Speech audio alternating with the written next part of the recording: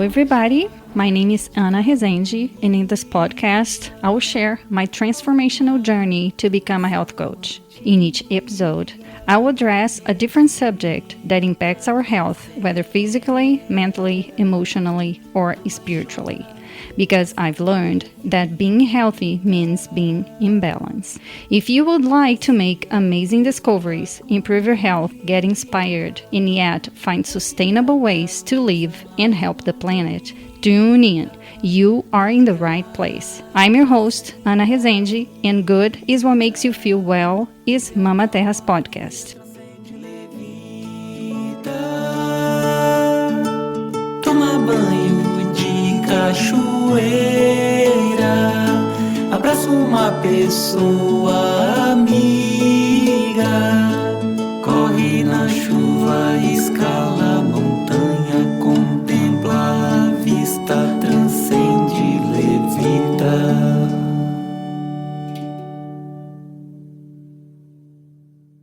Today's episode is a powerful one, especially if you've ever felt trapped in a cycle of burnout, people-pleasing, or toxic relationships.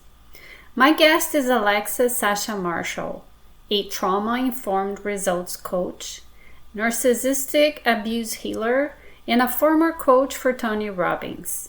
She's now the founder of Your Higher Self Actualized, where she helps high-performing women break free from patterns that no longer serve them, so they can live with sovereignty, fulfillment, and deep purpose.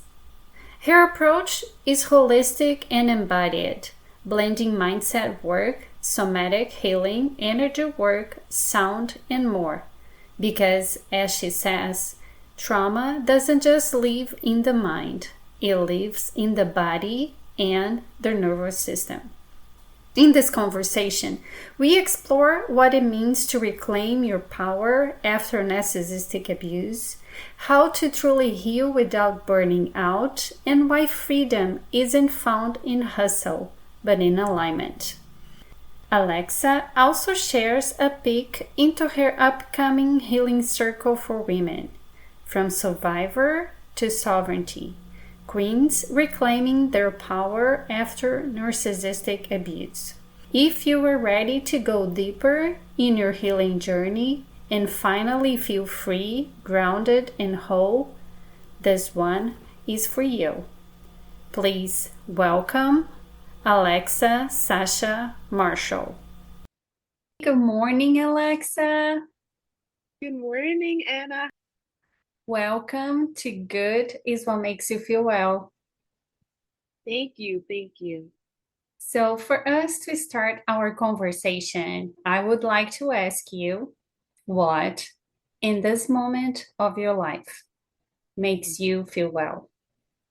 What makes me feel well in this moment of my life is being able to be a coach. And actually started off my coaching journey as a Tony Robbins coach. So I was working underneath him, helping hundreds of people get whatever result they needed, whether it be to write a book or to lose weight or to help them manage a specific relationship that was really hard, remove limiting beliefs and disempowering emotions that they have. And now I have my own coaching business that's called Your Higher Self Actualized. And I'm really passionate about the people that I coach because they are some of the most amazing people in the world, going out and not only having professional success, but also having passion projects that they are building to help improve the world.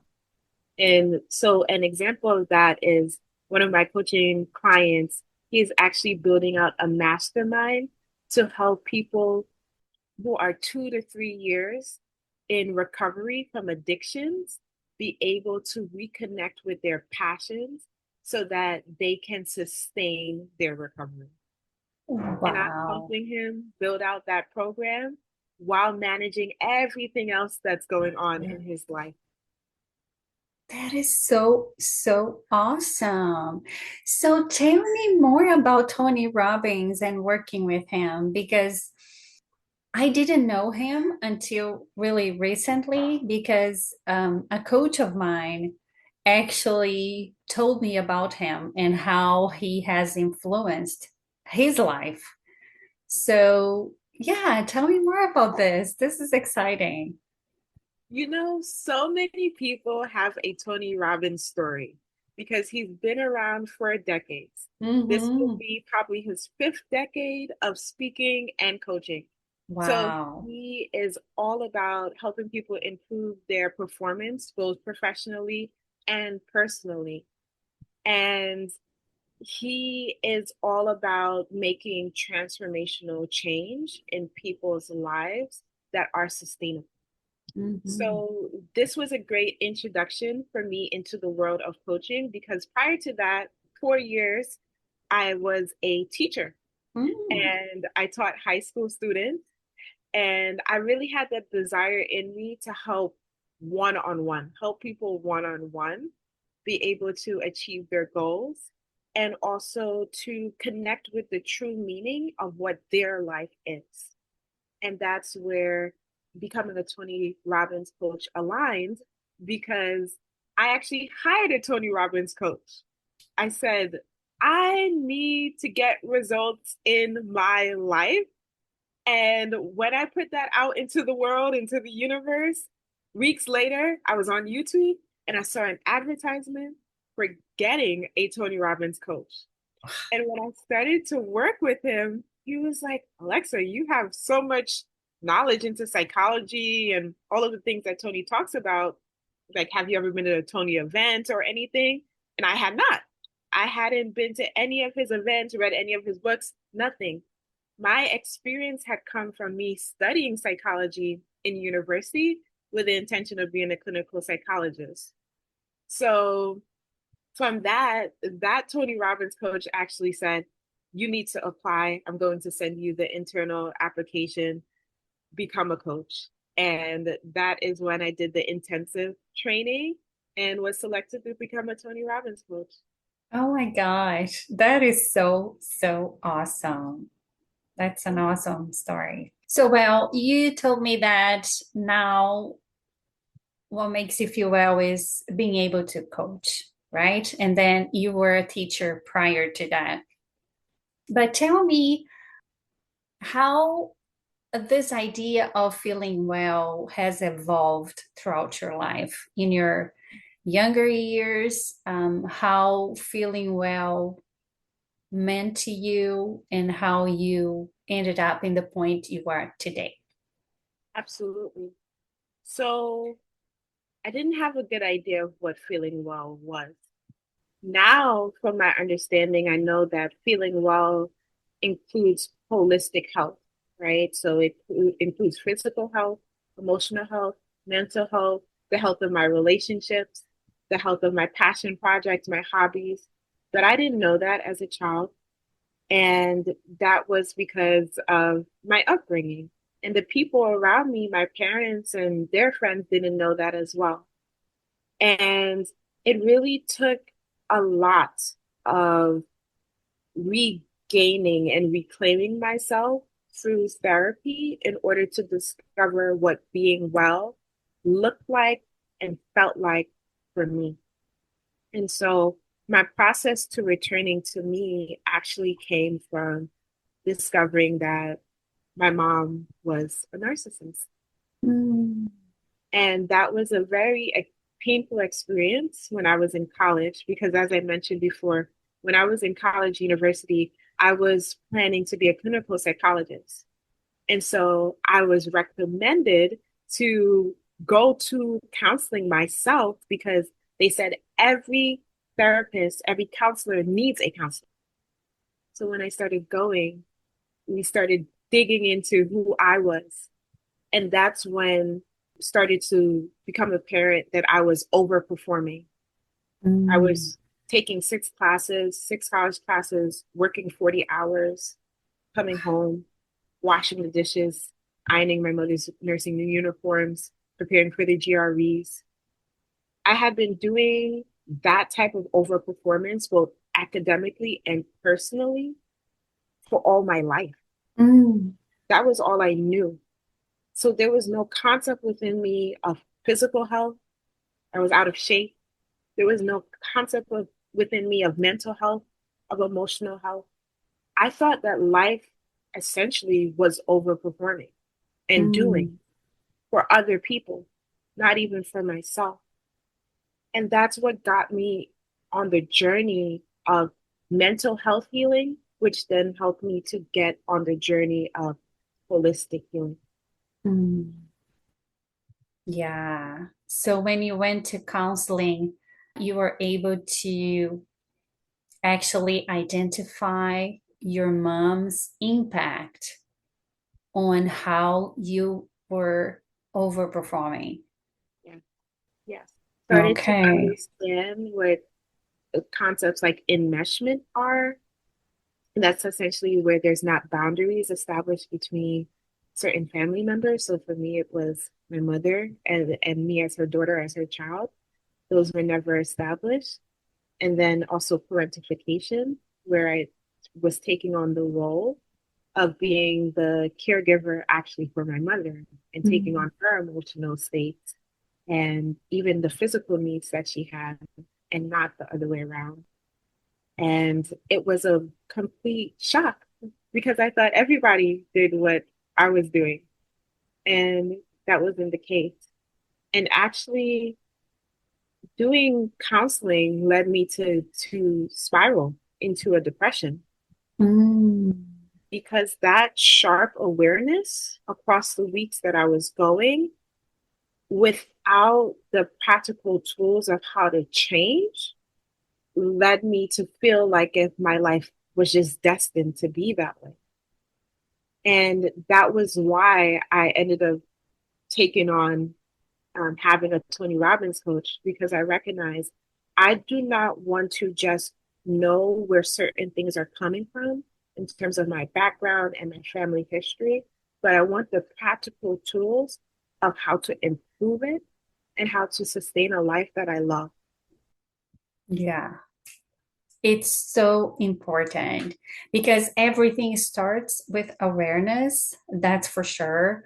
We need to become aware of the things, but awareness in itself doesn't solve the problem, right? So for us to be able to solve the problem, we have to take action after that awareness. So I am so glad that you found the help you needed. And it's so incredible how the universe answers when we throw the questions at Yes. it, right? Yes, Yeah, absolutely. You're it, reminding me of The Alchemist, the book that famous line in it that says, "When we want something, the universe conspires to give it to us." yeah, yeah. And it's unbelievable how it works because it happens with me all the time. I just throw the questions and I get the answers. Sometimes the answers don't come as fast as we want or at the timing that we expect, but it's always divine timing. Yeah. Divine timing indeed. Yes. Yeah.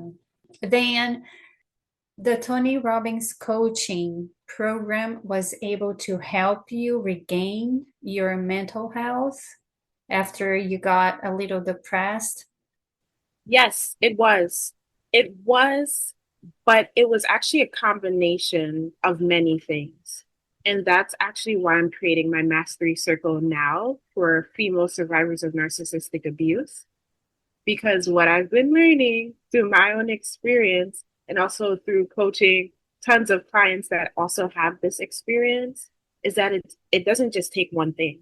It's a whole identity shift in order to reclaim our true identities after trauma like that happens. And so it was the coaching. The coaching was it was very great at holding me accountable Mhm. and helping me identify what were the practical next steps that I wanted to take in order to free my mind and to release the emotions. But I had to identify, all right, my body is holding the trauma. And so what my coach was able to hold me accountable for was exercising, which I wasn't doing much of because I was overworking. And then also I opted into doing hot yoga, which was really helpful because there's a whole bunch of science around how yoga helps to release trauma from different points in the body. And I didn't necessarily know that, but I was experiencing it and feeling it. And that's what's inspired me to, in my mastery circle, partner with somatic therapists so that they can do certain trauma release exercises with the women in there. And also things like I'll be integrating sound healing, certain brain wave meditation, and also journaling. Creative expression is so important. One of the things that I learned in my healing journey is that the opposite of depression is not happiness. The opposite of depression is expression of self. And so through doing things like sipping paints and dancing and writing poetry, that's how I've been able to reclaim my joyous self, actually releasing both, yes, the negative things that happened to me, but more so releasing just who I am, being able to express who I am. And the process of creation, when we are creating art, we're also creating a part of ourselves too, that we get to then refer back to whenever we're having a difficult time or whenever we need a reminder of who we are. So those were some of the key steps that are a part of my healing and why I'm incorporating that into my mastery circle as well. I'm so happy to hear that. Oh my gosh. Well, I'm a yoga lover too. I have been practicing for probably 12 years now, and I love hot yoga because it really releases everything that we store in our bodies. And that's so interesting because people have usually this simplistic idea that exercising is only to get in shape, right? It's so important for us to talk about those things and actually spread the word that exercise is actually a way to release emotions and to release stress that's stored in our bodies. Yes. Right? That's so important. Yeah. A lot of people do not even know that stress is stored in the body because we're trained to think of stress as something that's just mental. We think of it as maybe the emotional exhaustion that we feel or the overthinking about a certain thing. But as we've been talking about, stress is stored in our nervous system. And so that's what we are releasing when we're doing yoga, but also other activities as well. Even receiving a massage is a healing practice too. I actually spoke yesterday to a massage therapist that she's able to heal a person's trauma through working with their fascia. And those are like the connective tissues in between our muscles and our bones, which stores a lot of that tension. So it's so important for people to awaken to the fact that our bodies are here to help us. And whenever we are experiencing a symptom, whether it be a migraine or pain in our back, or a lot of people have nerve pinches, and they're like, where did this come from? We got to ask the question, what is our body showing us? Because it may be showing you something regarding a specific relationship in your life or a specific change that it would be empowering for you to make. Absolutely. Absolutely. I just love what you said. And it's not only physical exercise, but the way we relate with our bodies, right? Listening to the messages and even receiving a massage or acupuncture or other practices. There are ancient practices that, you know, ancient people have been doing this for many, many thousands of years, and that is healing to the body. Tai Chi, Yes. Qigong, all those ancient Asian practices are so important because they help us to release everything that is stored in our nervous system. Something just came to mind. It's not only stress from this lifetime that is stored, but the generational trauma that comes from up to 4 generations up in our ascendance, right? So people sometimes say, I don't know why I feel this. My life is great. I don't have stress. But remember, 4 generations up in your ascendance. So we can have symptoms of our mother's Yeah. trauma, grandmothers and grandmother, and so on and so forth. So it's really important to be in tune with our bodies. Absolutely. And to speak to that point, there's so much research that has been done into that exact point in which the trauma that we have, it can actually be generational. And if you think back, a lot of our grandmothers, our family have been through wars. They have been through forced migration. They have been through famine. They have been through, some of us, slavery or just maltreatment. And so, as you said, when we're experiencing certain symptoms, migraines, body pain, we're like, why? What is going on here? It's the body expressing what it's still storing. And also, there's the fact that a female fetus already contains all of the eggs it will have for its lifetime. And what that means is that when your mother was in your grandmother's body, she already had you in her body. So whatever the grandmother was experiencing, eating, around, is something that your mother was experiencing in her womb, but also you are also experiencing through your body sensation. So there's a lot here that we get the opportunity to remedy because now we get to think about the future generation. I'm carrying my child, and my child is carrying her or his child. And that's so beautiful. We get to be the change. That's a lot of power to have. And it's a lot of fun to do because yoga or these release exercises, it's not hard. Not really. It's fun. It's fun indeed. It is Yeah. fun indeed. And what you said is so, so important. So we have the power to break the cycle and stop the trauma to be passed forward, right? So, and that is so, so important for us to say because sometimes when we say that we carry this trauma for 4 generations, people say, well, that's my destiny. No, it's not. You have the power to break the cycle and to stop that. And that is the beauty of the healing work because you're not only making that for yourself, but for all the generations that will come after you, right? So 100%. it is so beautiful. Really is.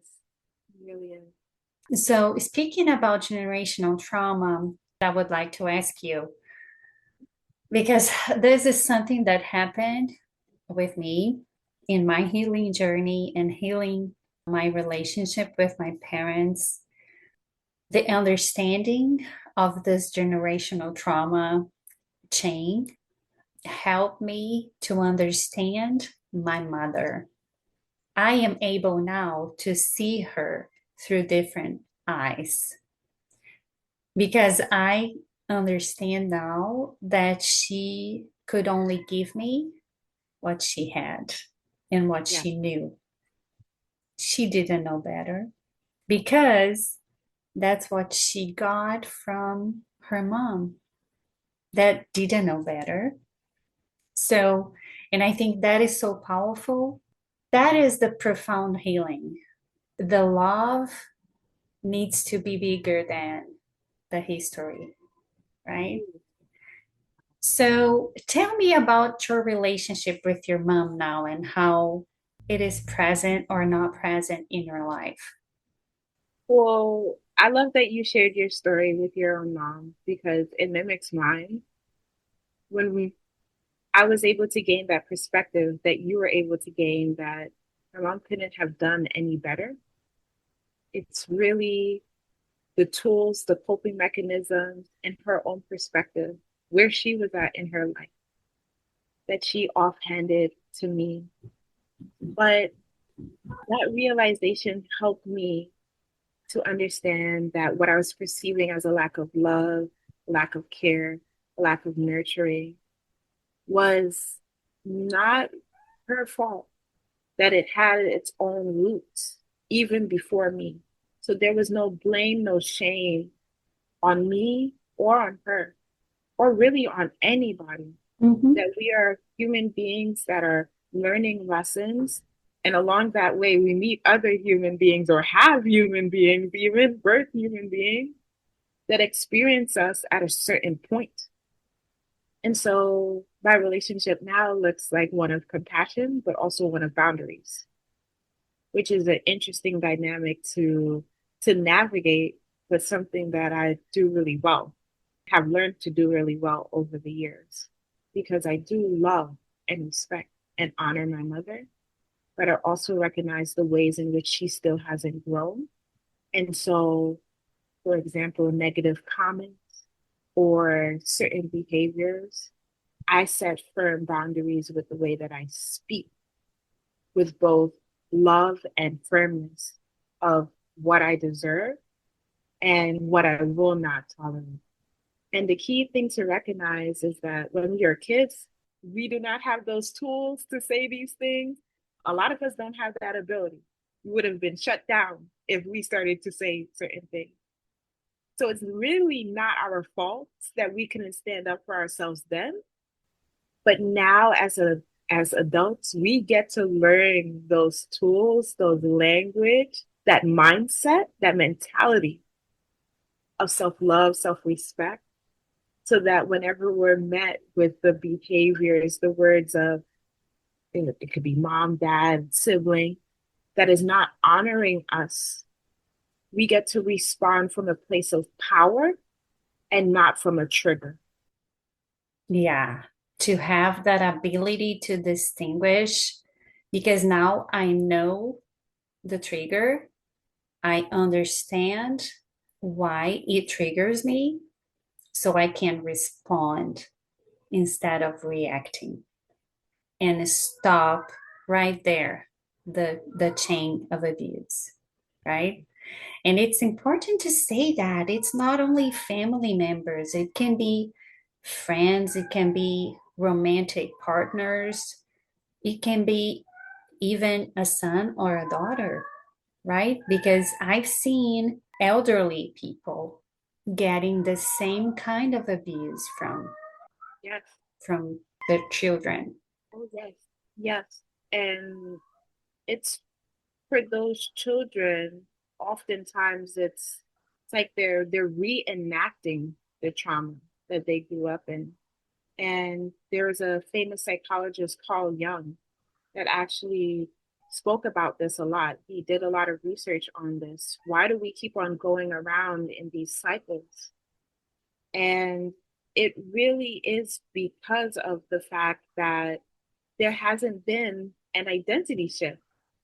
The identity that was created in the trauma will continue to resurface and continue to get triggered. For him, his theory was that those triggers are actually the points of growth, Mm-hmm. where we get to now shift into a higher perspective and new place of awareness. But without the tools that could be from coaching or being in a mastery circle or reading a book, without those key tools, listening to a podcast like Anna's, you know, without, without those key tools, without that shift from awareness to actually mastery and action, that's where we get stuck. And so it takes both the awareness, but also the courage to change. Exactly. Exactly. A coach of mine now says that he looks forward to those triggers Mm. because he knows those are opportunities of growth. Yeah.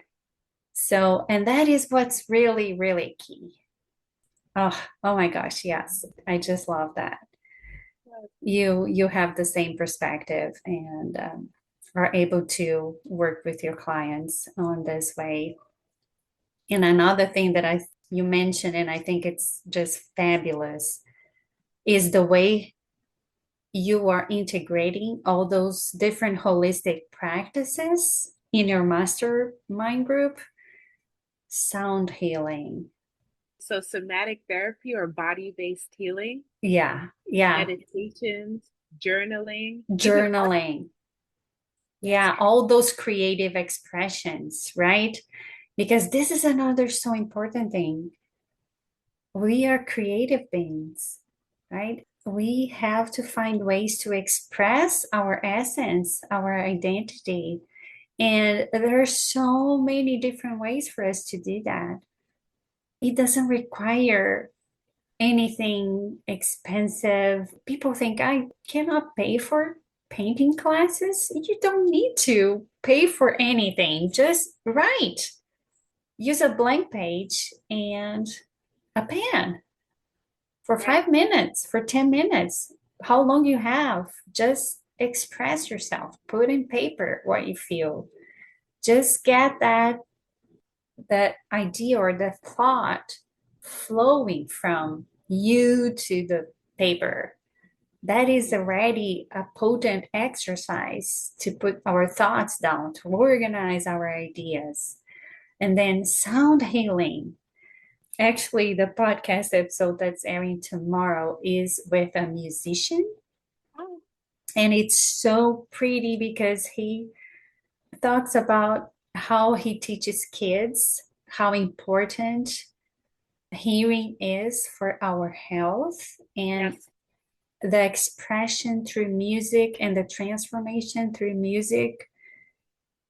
It's unbelievable. So sound healing is real, people. It is real. And we are not only talking about the sound of bowls, right? They are fantastic. But the sounds of nature, Yeah. listening to the birds, listening to the water, the stream of water, to the waves in the ocean. Those are healing sounds. Yes. Nature, right? Nature gives us all those healing sounds. And of course, we improve that with the bowls, with the other instruments, but even our voice, right? Yes. Even our voice is Yes. healing. Yes. The voice, one's own voice is so healing because it's our vibration. It's our frequency. It's our energy. And for a lot of us, we haven't even heard ourselves say positive things about ourselves in our own voice. And that's such a powerful, powerful practice. I was just talking to a client about that yesterday because she's a successful nurse, but she actually is studying so that she could become a dialysis nurse. So she could go higher. And she's also planning to create a career development clinic where she lives. And she's doing so many things. And one of the areas where she needs accountability is in her studying for her nursing exam. And so she has been doing well, but sometimes she falls off. And every time that I check in with her, when it comes to why she's fallen off, it's because she's never been acknowledging how much work she's been doing and congratulating, celebrating the fact that not only is she working a full-time job, but she is also ahead of a lot of her family and a lot of her peers for her age and preparing for this next career move. When we just believe that we should perform, right? I was telling my story about my own background when I just thought I should perform, perform, perform. And there's not associated with the fact that it is building a better version of ourselves, that we are becoming even more loving, even more accepting, even more open through the process of what we are doing. When that connection, that association is not there, that's when we start to feel burnout. That's when we start to get decentralized. That's when we start to procrastinate because the mind needs that connection. Wait, actually, what I am doing right now is leading to a future version of me that is experiencing higher emotions, greater levels of happiness, peace, love, joy, and acceptance. Without that clear association, it's not going to want to do the thing that we want it to do. And so for her success work, which I never call it homework because, I was a teacher and homework was what the kids didn't want to do when they were in school. But her success work was to do what Lisa Nichols talks about, and actually the singer Sia talks about, is mirror work. Mirror work, standing in front of the mirror. And as you were saying, speaking out, vocalizing those positive statements about yourself, looking into your eyes and knowing that it is real. I am ... powerful. I am loving. I am consistent. I am unstoppable. That is one of the best ways to use sound healing for your benefit. And it's free, as you were saying, completely free. I love that. I love that. People sometimes they talk about toxic positivity. They doubt about affirmations, but what you said, it's so potent because the power of affirmations lies in you actually rewiring your brain, rewiring those neural pathways in your brain. They're negative. So when we are affirming in the mirror, we are using sound healing because we are hearing our own voice, we are feeling our own energy, we are giving ourselves the recognition, like you said, the pat on the back that we need, because we can give ourselves all those things. We don't need to wait for anybody else to recognize how great we are, right? We can do that for ourselves. This is part of self-love. And this is an integral part of healing, recognizing our own successes and our own strengths, right? Those are the power of affirmation. So I am lovable. I am enough. I am smart. I am thoughtful. I deserve better. Yes. I deserve this. I'm abundant. Whatever it is, right? We can do that for ourselves, and we should. Yes, we should. And it's almost, Tony talks about shoulding all over ourselves, like saying the word should, what we should do. So it's almost like it's not that we should, it's like we must. We can. Mm-hmm. Can. We absolutely can. There's so much power in it. Mm-hmm. And all of us stand in front of the mirror at some point in the day. All of us have the time or the opportunity to say something out loud to ourselves in the day. So why not say a positive thing and mean it with all of your heart? Yeah. And even if we don't trust it fully at the beginning, I am all for fake until you make it, because repetition will help us to actually feel that with our whole heart and soul. Yes. Just keep trying, because those are free resources that we have, right? Those are free resources. Affirmations, journaling, going for a walk. We talked about physical activities and moving our bodies to release stress, to release trauma, dancing, right? Walking, being in nature and receiving all those healing sounds from nature. Those are all free resources. Absolutely. Just use them. Affirmations and whatever else. But yeah, there are so many different things we can do. They're free. Yes. And to add on to that, as you were speaking about free sound healing, the natural sound. Another thing that comes up is the sound of our own laughter. Oh, And yeah. somebody else laugh. Maybe some of us, we're not connected with people.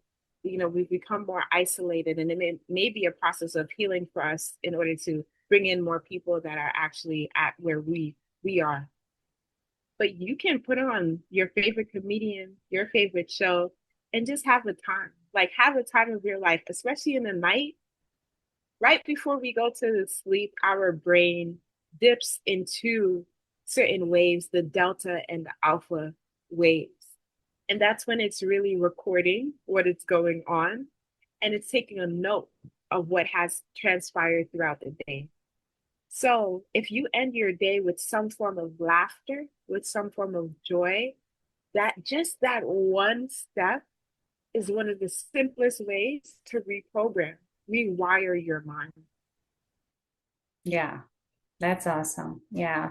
Saying a prayer before you go to bed or having a gratitude routine before bed, rewiring the brain. Look at how many wonderful things happen today. That sensation of feeling well and feeling accomplished, whatever that is, or feeling loved. And then we go to sleep with that good feeling. That is key to a good night's sleep.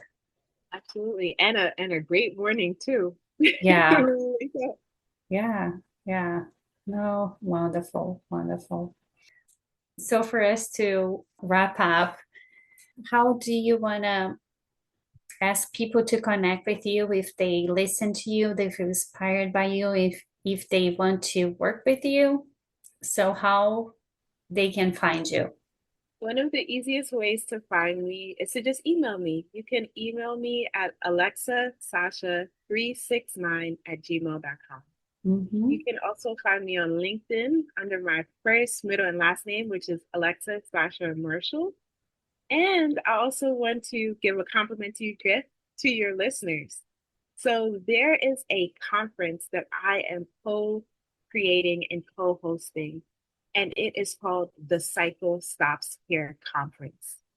And it is for high achieving women who are tired of feeling exhausted, right? Who are tired of maybe even mothering out of their pain instead of out of their power, who are healing from narcissistic abuse and toxic cycles, who want to be in a space where there are those body-based healing, there's that sound healing, there is also that creative expression, and there's that sisterhood woven into real talks by specialists, healers, coaches, people in the field of healing. That conference, The Cycle Stops Here, will start on Saturday, August 9th, and it will run for 4 consecutive Saturdays. So the 16th, the 23rd, and also August 30th. And it's just 3 hours. You come, it's free, and you receive the healing that you need so that you go out into the world from a space of embodying your true self and not anything else, not anything less than that. Is it online? Yes, it's online, it's on Zoom. Okay. So send me the link or the written information. So I'll add that to the show notes so people can get it really easily.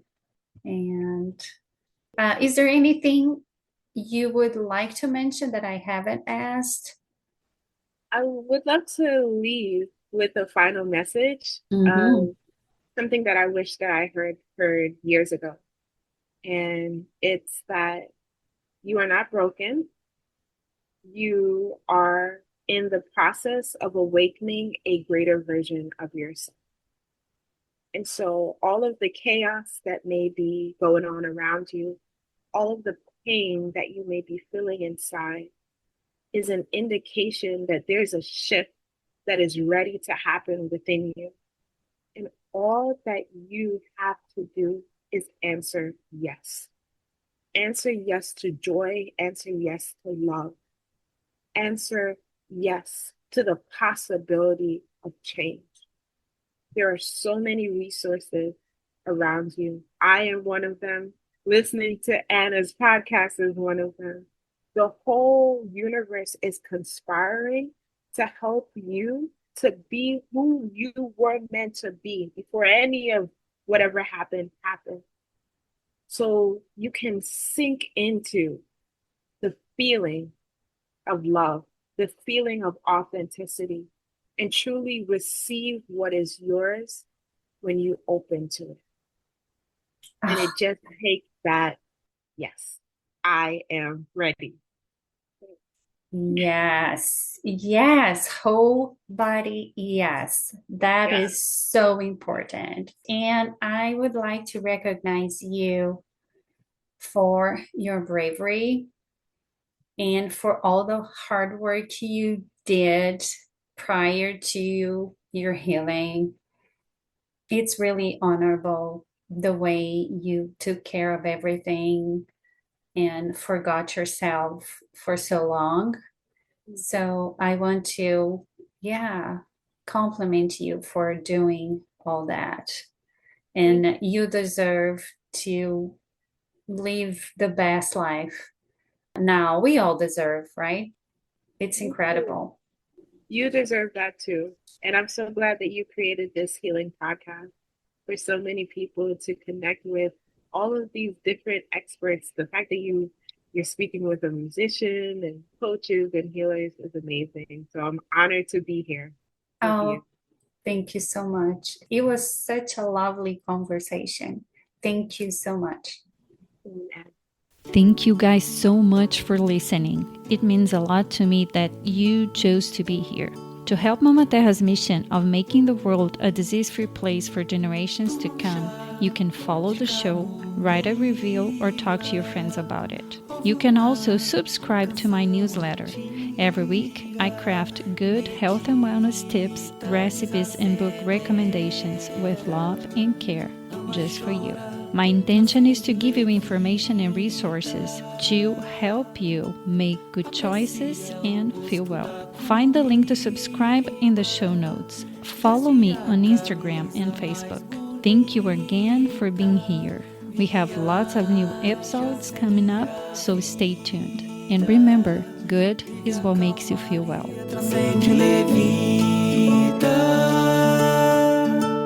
Toma banho de cachoeira, abraça uma pessoa amiga, corre na chuva, escala